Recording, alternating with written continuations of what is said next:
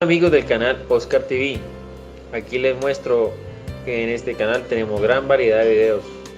Espero que se suscriban y apoyen el canal. Aquí les dejo un muy buen video. Hola amigos, espero que estén pasando un muy buen día. Les agradezco que me apoyen en la iniciativa de salvar estos videos.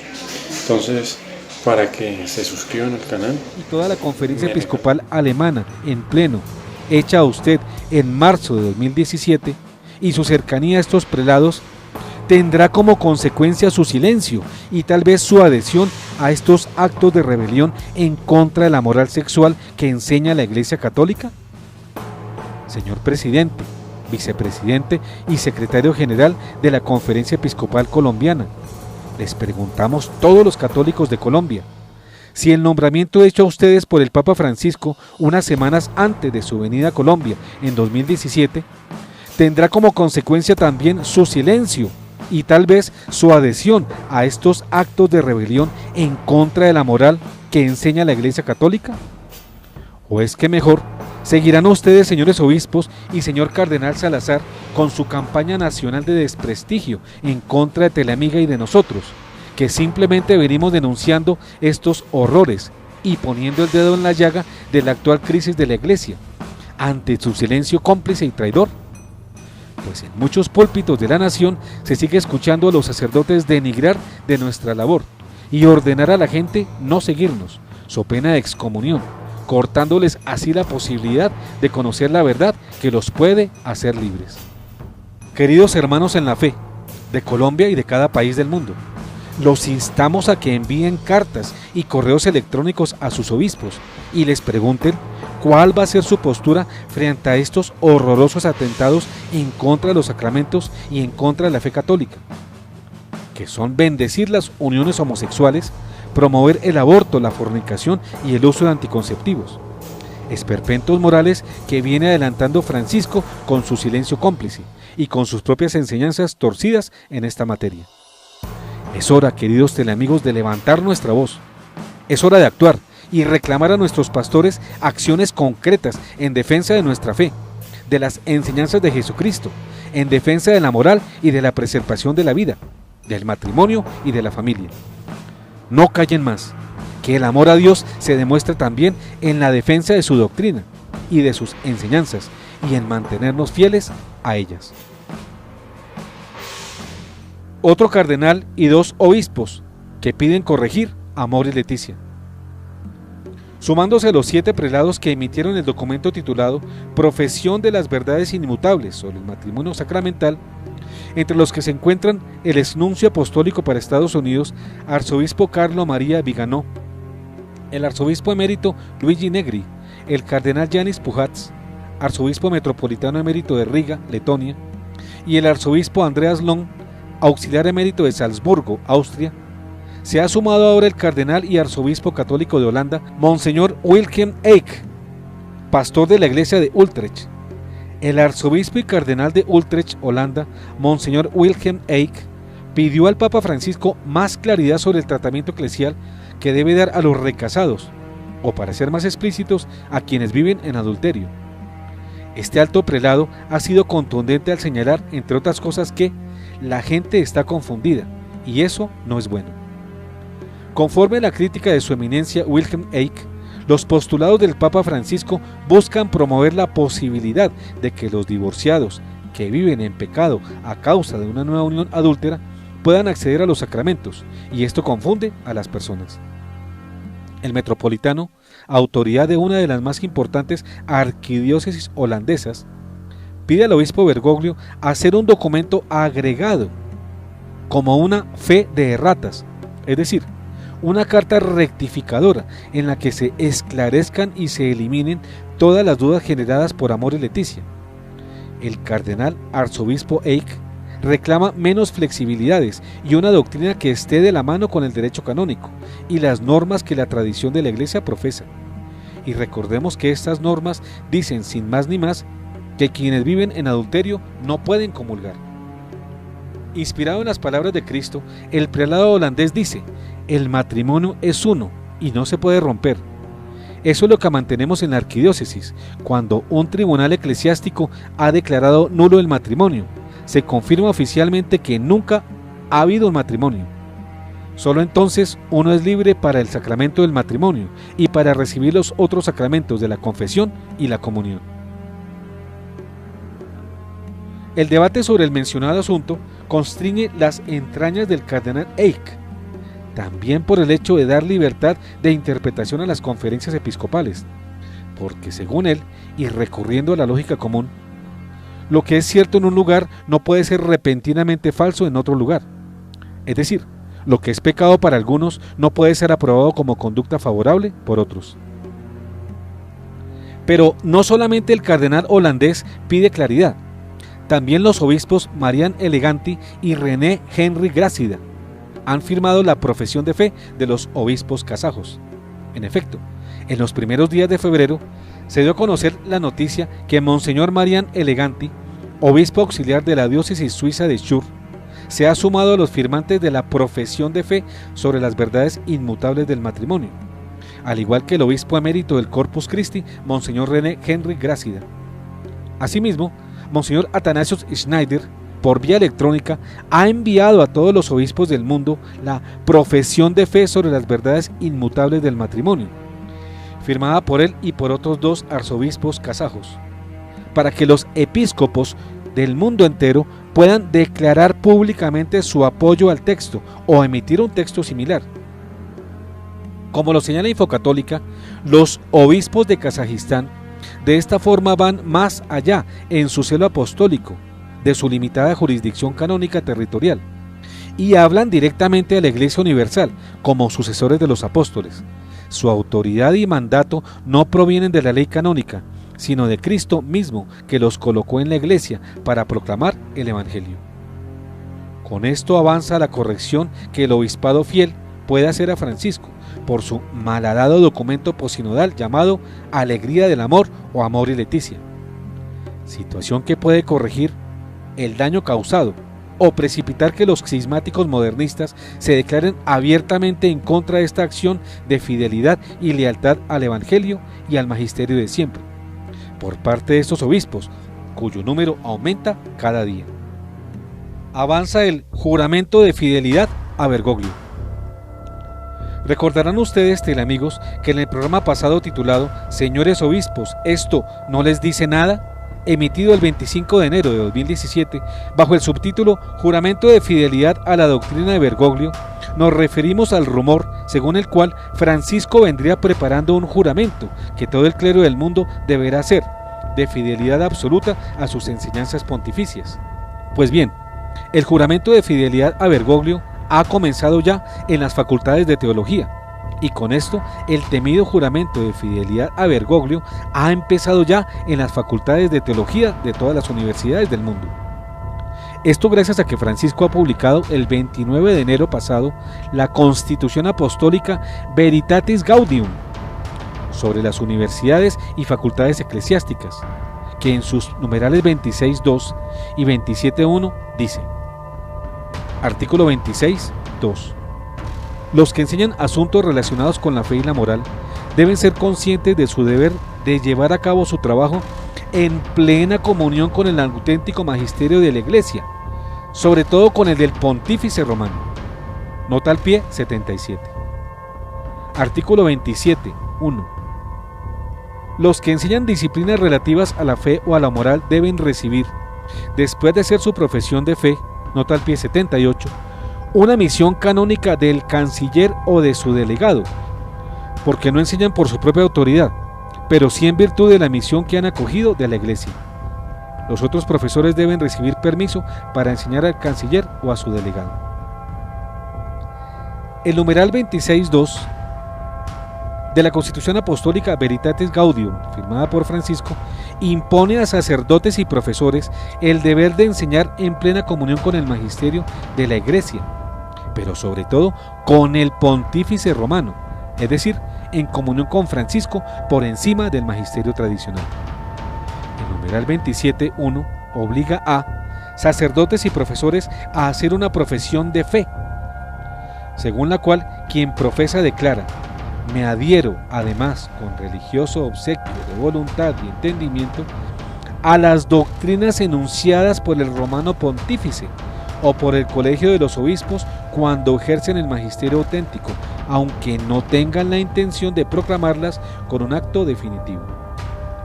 Es cierto que esta fidelidad al magisterio del papado, contenida en esta declaración de fe, debe hacerla todo profesor o sacerdote educador, que aspira a enseñar en institutos, centros o universidades pontificias, y tiene antecedentes, sin ir muy lejos, en San Juan Pablo II, quien la exigió a sus enseñanzas.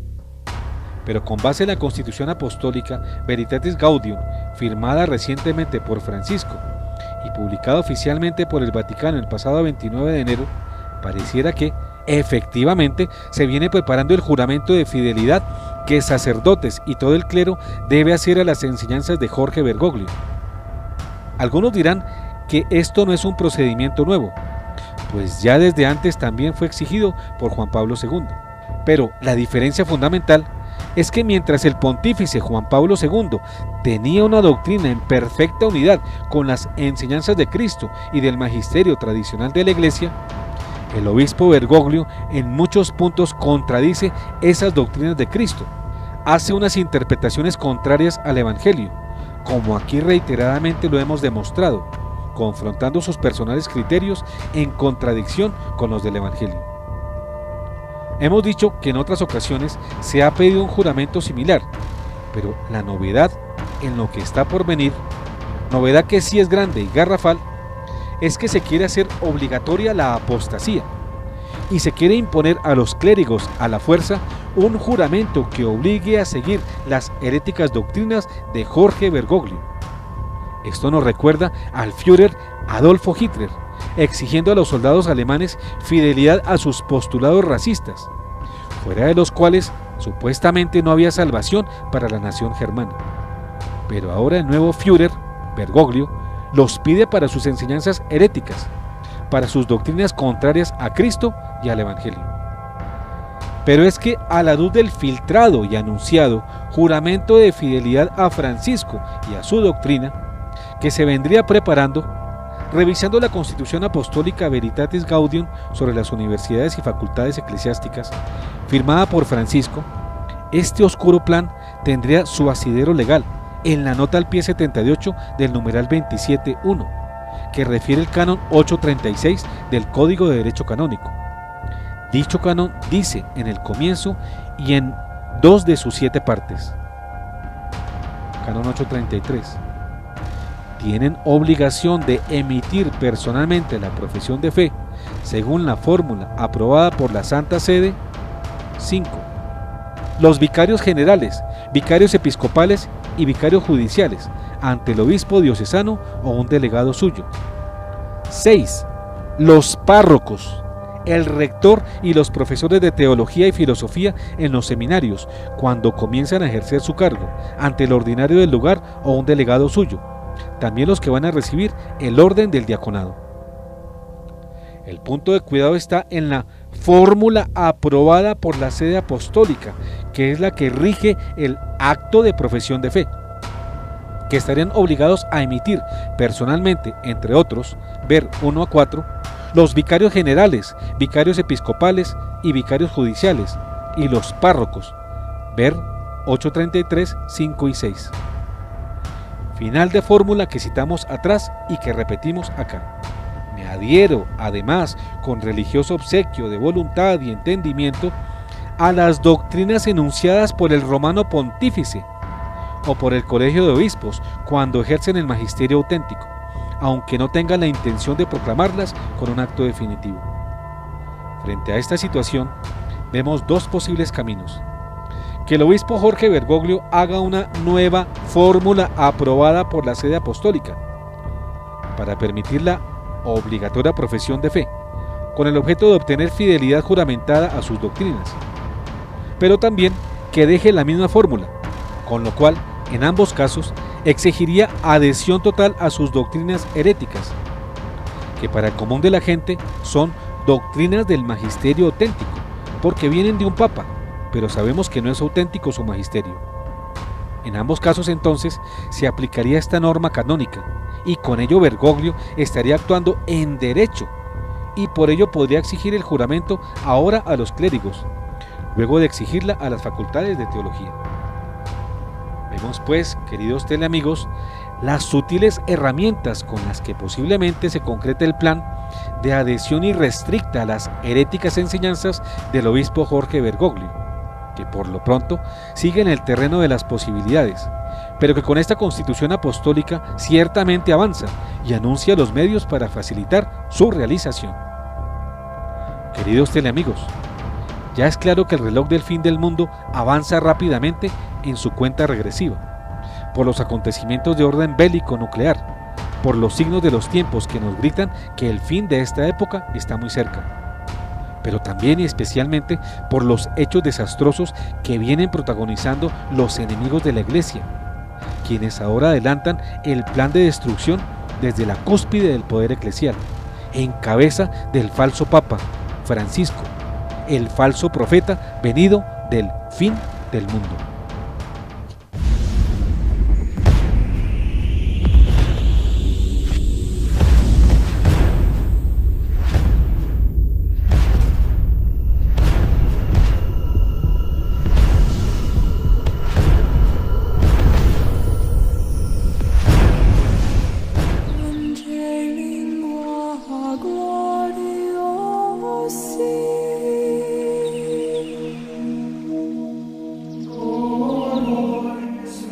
El reloj del final del mundo. Fin.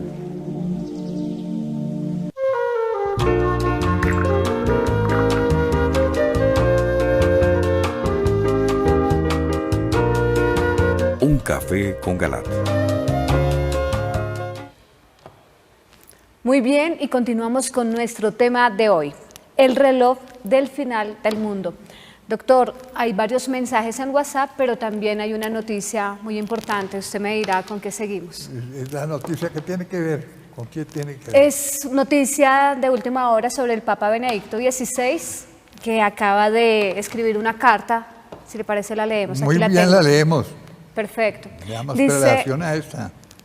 Dice, el Papa emérito Benedicto XVI confesó en una carta que se prepara para la muerte.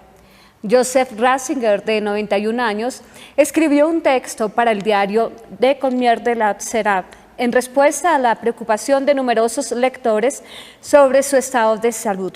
Estoy en peregrinación hacia la casa, aseguró. El Papa emérito Benedicto XVI, que cumplirá 91 años en abril, escribió en una carta publicada en el periódico italiano que se prepara para su último viaje. En el lento debilitamiento de mi fuerza física interiormente, estoy en peregrinación hacia la casa del Señor, escribió Joseph Ratzinger, al diario que le había informado de la preocupación de numerosos lectores sobre su estado de salud. El Papa emérito se declaró emocionado de que tantos lectores deseen saber cómo va este último periodo de su vida. Es una gran gracia para mí estar rodeado en este último pedazo de camino, a veces un poco fatigante, de un amor y una bondad tales que no habría podido imaginar, escribe el alemán. Desde su revolucionaria dimisión en febrero de 2013, Benedicto XVI vive su jubilación en un pequeño monasterio en el Vaticano en compañía de 4 religiosas y de su secretario personal. Este último anunció hace 2 años que el Papa emérito se estaba apagando como una vela lenta y serenatamente.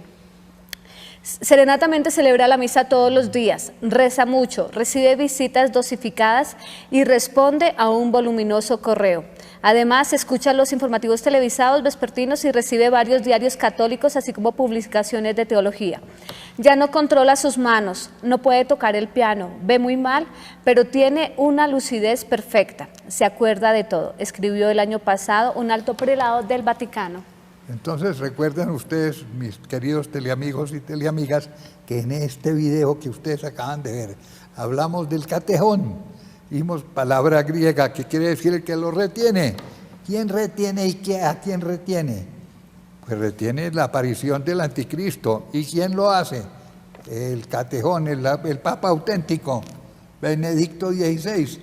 De tal manera que cuando muera, que ya por desgracia parece que va a ser próxima su fallecimiento, entonces vamos a ver cómo se desatan todos los dinamismos negativos que llevan al anticristo.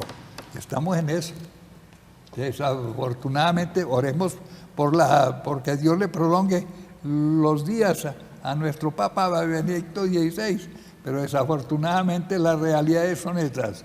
Estamos abocados a un próximo fallecimiento y con él, repito, a que se desaten los mecanismos negativos, los dinamismos que llevan al anticristo. Bueno, fuera de eso hay... Mensajes por WhatsApp, hay bastantes, le voy a leer algunos. Nos escriben desde Venezuela. Algunos. Dice, buenas noches, me gustaría un día escuchar que leen uno de mis mensajes al aire. Les escribo desde Béjuma, Venezuela. Estamos muy en sintonía al mensaje del doctor Galat. El mensaje del párroco don Alexander Minutella de Sicilia, Italia, que le fue despojada a su parroquia. O sea, quiere decir que el mensaje que usted da es muy unido al que da este sacerdote. Por su firme posición en defensa de la doctrina de la Santa Madre Iglesia y por llamar a cada cosa con el nombre que debe dar y llamar a Bergoglio antipapa y antiiglesia. Sería muy bueno que un día lo traigan a Colombia. Dios y la Santísima Virgen de Coromoto los bendiga. Otro, gracias por abrirnos los ojos ante tantos acontecimientos, por ser valientes guerreros de Cristo y de Mamita María. Sé que está todo a punto de estallar y ustedes nos orientan. El Señor los bendiga hoy y siempre. Tenemos otro, doctor Galat y miembros del programa. Dios les bendiga y muchas gracias por llevarnos al camino de la verdad. Siempre los vemos desde Costa Rica por internet y tenemos un reducto eucarístico donde tenemos la Santa Misa remanente en latín todos los días y dominicales. Estamos en compañía de un santo sacerdote muy perseguido, tal como lo están ustedes, pero Dios no abandona a su pueblo que está en la verdad. Bueno. Ya, ¿qué hay más? Tenemos otro, dice, buenas noches, soy de Villavicencio y quiero compartirles que el día que Francisco vino a Villavicencio, yo lo seguí por televisión y vivo a 5 minutos de donde estuvo él, pero como yo soy partidaria de que no es el Papa, porque desde antes de que lo nombraran Papa, yo sabía, porque había leído en una Biblia que mi papá tenía, pero eso no es lo que les quiero contar. Ese día que vino, él dijo, cuando terminó de hablar a los jóvenes, dijo, con el nuevo orden mundial todo será mejor. Ya estamos viendo cómo será mejor, si ahí lo estamos viendo, en el matrimonio prácticamente de personas del mismo sexo, la glorificación del aborto, etcétera. Todos los antivalores a la orden del día. Eso será el tiempo mejor. Pero bueno, doctor. Bueno, Rodríguez, tiene la palabra. Hay dos grandes signos del inicio de los últimos tiempos. De un lado, unos acontecimientos, como vimos, del reloj del fin del mundo, según este grupo de estudiosos, que es un colapso mundial, una crisis bélica, un colapso económico, unas grandes tribulaciones ecológicas que van a postrar al mundo en un caos, tristemente causado por un grupo de masones, un grupo de nueva era, que quiere crear un caos para poder montar su nuevo orden mundial con un anticristo. El otro gran signo, que es el que hemos enfatizado en este video, es el colapso de la Iglesia Católica en su infraestructura y un gran cisma que viene cuando un grupo, el que se tomó la Iglesia, impone a rajatabla su modernismo, cambia las doctrinas, todo anunciado, y hay una reacción, como lo que vimos también en el programa, de cardenales, obispos, de laicos ilustrados, que no puede permitir que cambien 2000 años de magisterio, que cambien el catecismo, que cambien la Biblia y la impongan. Sin embargo, sabemos por la profecía y por la realidad que temporalmente va a triunfar ese grupo bergogliano y todo su séquito, y va a ser una falsa iglesia ecuménico, humanista, que con la infraestructura de la iglesia va a servir a ese nuevo orden mundial. Un signo de que esto es apenas el principio, porque a partir de ese momento, del cisma, a partir del momento en que viene la crisis, es que posteriormente viene el aviso y viene la aparición del anticristo, que va a dirigir ese nuevo orden mundial fundamentado en el colapso mundial, apoyado por el falso profeta, que le abre el camino, que ya está todo listo. Ahora, eso va a dar lugar a 7 años de un proceso del final de los tiempos. Estamos al inicio apenas de este proceso. Ahora, a mí me llama la atención definitivamente lo de Benedicto XVI, el catejón. Hay personas que creen que falta mucho para iniciar ese proceso, que quién sabe si lo vamos a ver nosotros, o que está demorado, que faltan 2, 5 años, que no hay afán. El proceso inicia con Benedicto XVI. Hay demasiadas profecías, inclusive de evidentes aprobados por la Iglesia, de santos y místicos, que muestran que el catejón, en el caso nuestro lo tenemos claramente identificado como Benedicto XVI, es el Papa que va a salir de Roma cuando venga el colapso mundial y venga la crisis bélica, cuando las fuerzas enemigas tomen a Italia, la guerra mundial que va a haber en Europa, y que Benedicto XVI va a salir del Vaticano huyendo para salvar su vida, y va a morir en el exilio, y va a haber inclusive el aviso desde el exilio. Por lo tanto, si vemos que está tan cerca la muerte de Benedicto XVI, sabemos que no hay tiempo casi de esto. Estamos a semanas, a meses de que este proceso inicie. Estamos a meses de que, como veíamos al principio del programa, esta gente estudiosos, sociólogos, futuristas, periodistas del fin de los tiempos con ese reloj, saben que dentro de muy poco, desesperado por la situación política, Trump tiene que hacer un ataque de falsa bandera para poder iniciar una guerra y tener excusa para mantenerse en el poder. Eso va a caer la economía con base en eso. O sea, sabemos que todo está demasiado cerca y definitivamente un signo es lo de Benedicto XVI. Pero no perdamos perspectiva. No estamos sino apenas al inicio de un proceso de estos tiempos. Bueno, ¿hay una llamada? Sí, señor. Tenemos a Felipe. Felipe nos está llamando desde la ciudad de Pasto. Felipe, buenas noches. Buenas noches. Sí, buenas noches. Adelante, Felipe. Buenas noches. Un saludo para Buenas noches. Buenas noches. Un saludo para el doctor José Galada y para todos los panelistas. Aquí te escuchamos. Gracias. Quisiera comentar sobre un programa que hace unos meses, que se habla de un supuesto milagro del Papa Francisco. Bueno, hace unos días consulté nuevamente este caso y me di cuenta que el niño falleció un mes después. A mi parecer, este es otro signo de quién es el verdadero Papa.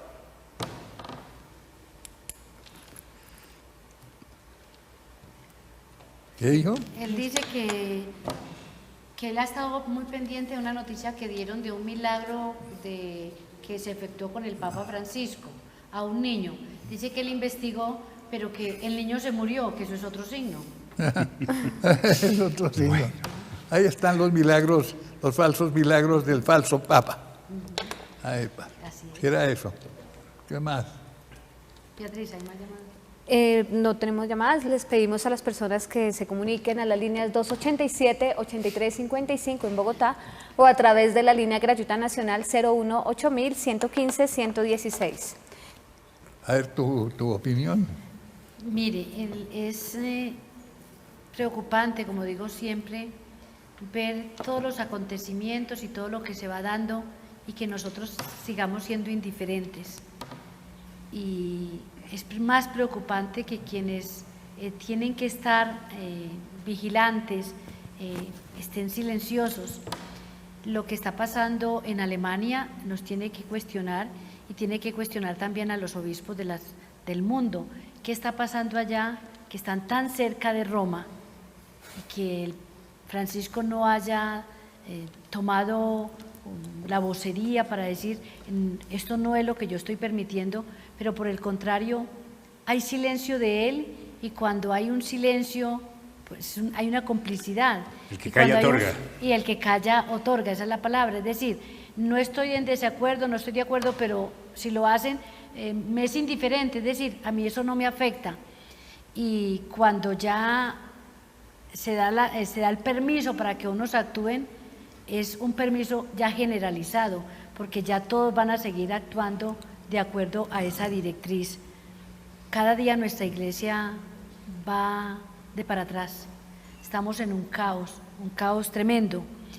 Y el reloj, como bien lo dice el video, el reloj está corriendo. Sus manecillas están moviéndose en cada vez y va a pasos acelerados. Y va corriendo y nosotros detenidos, porque pensamos, como bien lo dijo Carlos, que esto no nos va a tocar a nosotros. Sí, además que a nosotros los viejos no nos toca, pero le estamos diciendo a los más jóvenes. Nos está tocando ya. Pero digamos que muchos en la televisión estarán diciendo, no, pero ustedes tan viejos ya no les va a tocar. No sabemos, porque esto puede ser tan inminente que puede darse mañana, pasado mañana, porque quien ataja y quien detiene todo, ya nos lo han explicado, es Benedicto, el Papa Benedicto. Y si él siente que su vida se está agotando, que el atardecer de su vida ya está llegando y que ya sus fuerzas se están agotando, pues nos está dando otra alerta más y nos está diciendo hay que poner cuidado y se avecina lo que tanto se ha anunciado a los jóvenes, a las familias. Esto se avecina y hay que tomar precaución, hay que intensificar la preparación, hay que intensificar la oración y como nos invitaban en el video, escribamos, digámosle a los obispos de nuestras diócesis qué actitud o cuál va a ser la posición, porque de acuerdo a la posición que ellos tomen es la posición del pueblo. Entonces, que nos definan, porque tanto silencio tampoco conviene. Tienen que tomar la voz y decir, nosotros decidimos apoyar al Papa en todas las directrices erróneas que está dando, o por el contrario, defendemos la fe y la sana doctrina. ¿Hay otra llamada? Sí, doctor, tenemos a Lucía. Lucía nos está llamando desde Cali. Lucía, buenas noches. Buenas noches. La escuchamos, Buenas adelante. noches. Buenas noches, Lucía.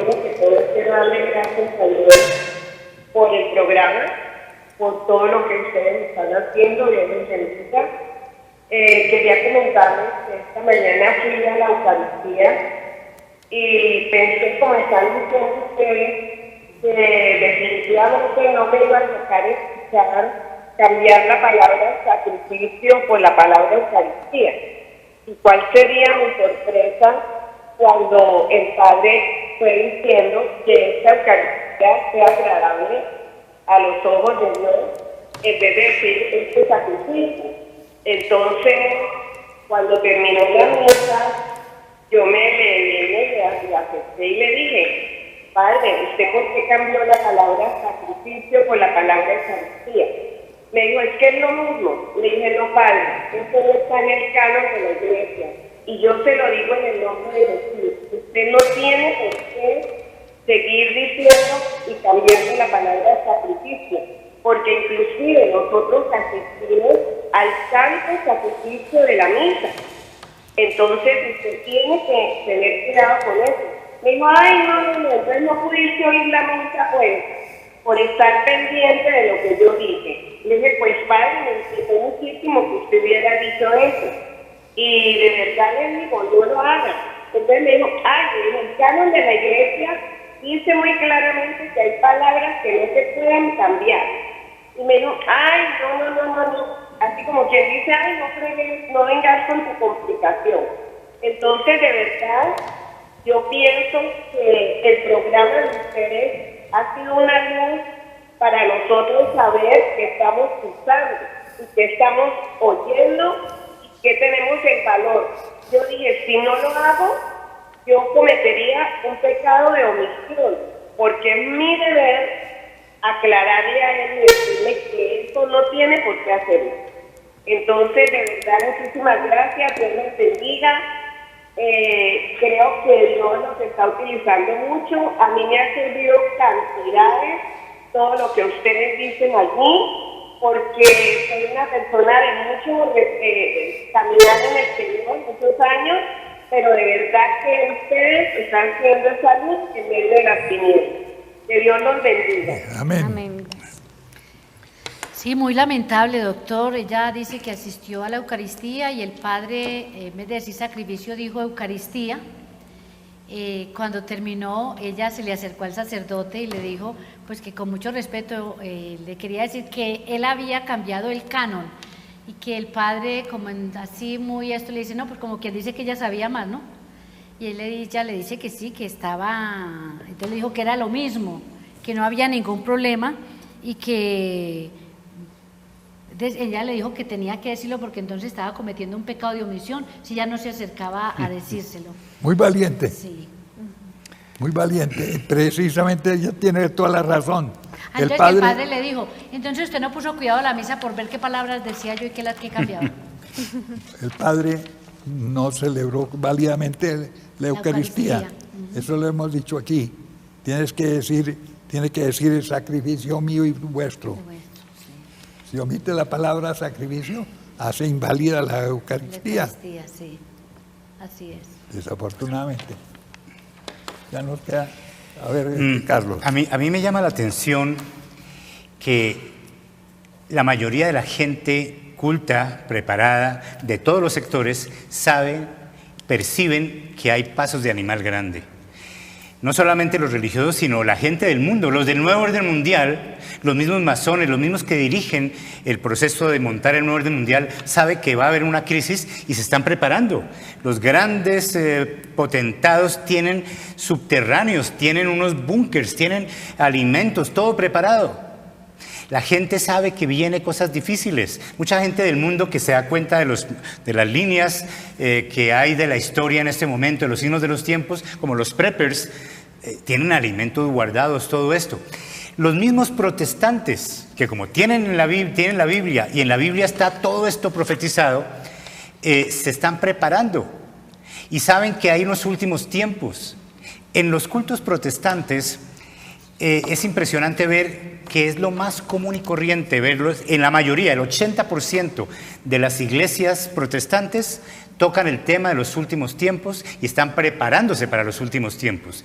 Mientras que a una vidente se le dice la Virgen María llorando, qué triste, después de haber dado vueltas por todo el mundo, de haber dicho todo lo que va a pasar para preparar a mi iglesia a lo que viene y pueda salvar su vida y su alma, menos del 5% de los católicos han recibido mis mensajes, mientras el 80% de los pastores protestantes sí están preparando a la gente para los últimos tiempos.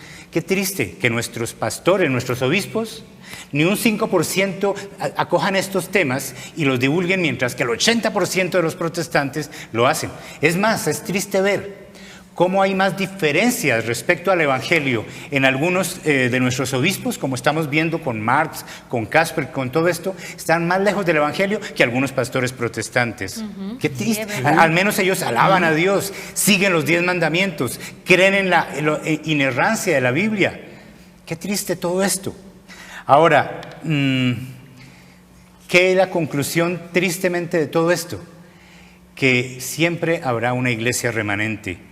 Siempre habrá un grupo que nos sacarán de la iglesia, que el cisma que están causando estos obispos complacientes y callados, estos perros mudos, como dice Isaías, van a ser los causantes de esto, pero nos queda siempre el mensaje de esperanza de que esto será temporal.